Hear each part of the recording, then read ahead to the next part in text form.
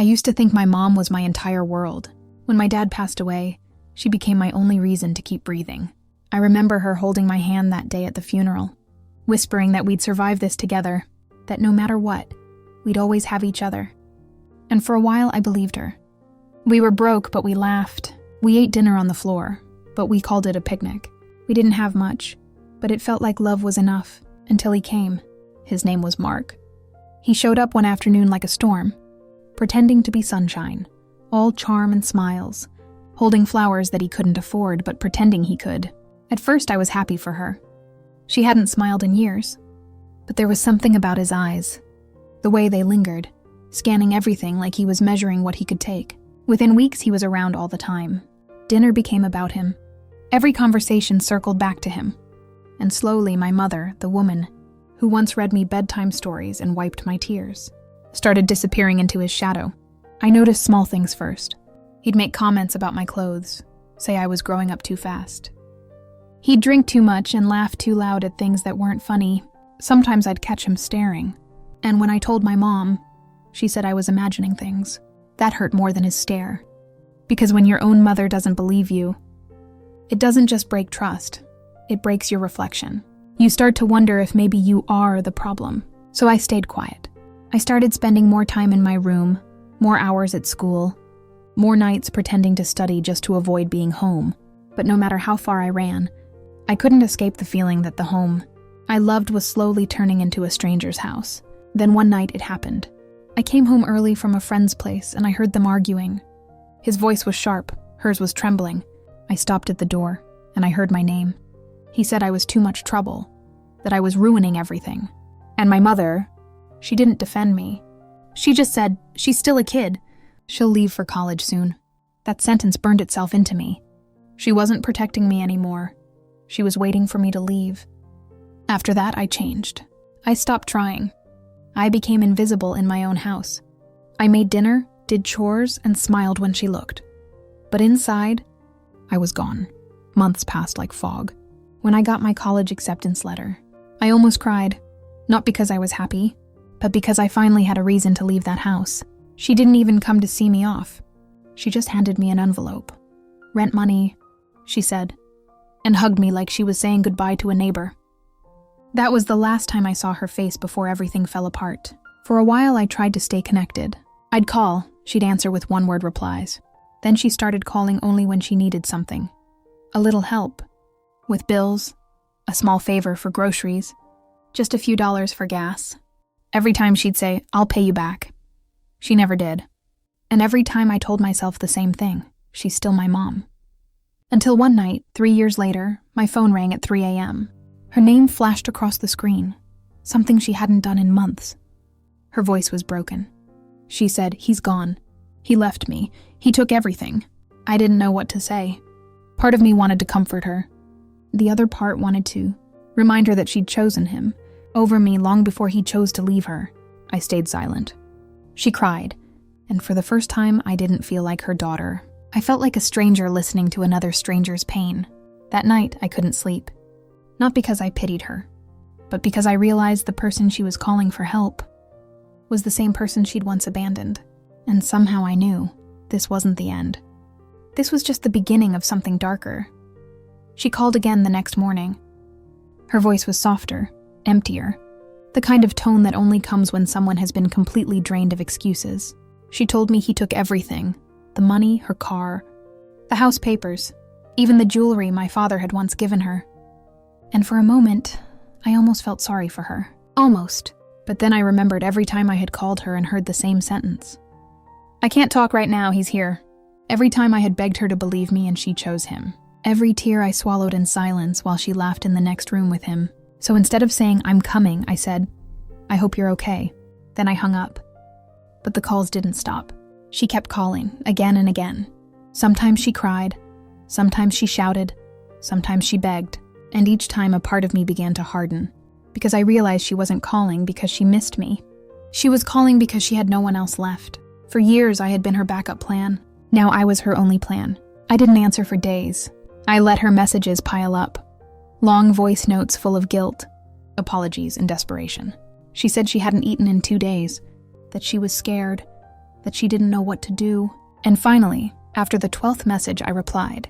All I said was, "I'll come tomorrow." When I arrived at the old house, I almost didn't recognize it. The curtains were gone, the furniture was broken, and the silence inside was unbearable. She opened the door, her face pale, her eyes swollen. For a second, it felt like looking at a ghost. She tried to hug me. I didn't move. I walked past her and looked around the living room. The same room where I'd once cried for her to believe me. The same floor where I'd once packed my bags to leave. Now she stood in the same spot, shaking. And I realized life has a cruel way of balancing its scales. She started talking fast, like if she said everything quickly enough, the years of pain would disappear. She said she was sorry that she was blind, that she didn't know what he was doing to me. She said she thought he loved her, that she thought she was doing what was best for us. But us never included me. I didn't interrupt her. I just let her talk. And when she finally ran out of words, I took a deep breath and asked the question I'd been holding in for years. "Do you even know what you chose?" She blinked, confused. So I told her everything. The nights he'd watched me through the crack of my door. The whispers, the fear, the way she dismissed every cry for help. I told her how I stopped calling her mom long before I ever said it out loud. Her face broke. Tears spilled, hands shook. But I didn't feel pity, I felt closure, because for the first time, she was feeling what I had felt, helpless, small, unheard. She tried to explain herself again, but I stopped her. "You chose him," I said quietly. "Now you live with that choice." Then I reached into my bag and handed her an envelope. Her eyes widened, it was thick, sealed. She asked, "What's this?" I said, "Something you taught me, how to survive without love." Then I walked out. When I got home that night, my phone buzzed. It was her again. She'd opened the envelope. Inside was a single letter and a key. The letter said, "This is the key to your new apartment. I paid the rent for 6 months. Don't call me again. I'm not doing this out of love. I'm doing this because I know what it feels like to be left with nothing." She didn't call again after that. Weeks passed, months. Then one afternoon, a letter came to my apartment from her. No return address, just my name in shaky handwriting. It said, "I don't expect forgiveness, but I want you to know. When he left me, I finally understood what you felt. Losing him hurt less than realizing I lost you." I stared at that letter for hours, and then I burned it, because some goodbyes deserve to stay ashes. That night, I slept peacefully for the first time in years. No nightmares, no voices, just silence. And in that silence, I realized something powerful. Forgiveness isn't about letting them back in. It's about walking away and never needing them again. I always thought sisters were meant to protect each other. We grew up sharing secrets, stealing makeup, and dreaming of the future together. She was older, confident, beautiful, the one everyone loved first. And I never minded being in her shadow, until the day she decided to step into my light. It started small. She'd copy the way I dressed, the songs I liked, even the words I used. She'd laugh and say, "You're my little twin." But there was something sharp behind that smile, something that didn't reach her eyes. Then life gave me what she always wanted, a chance. A scholarship, a good job, a life she'd been chasing but never caught.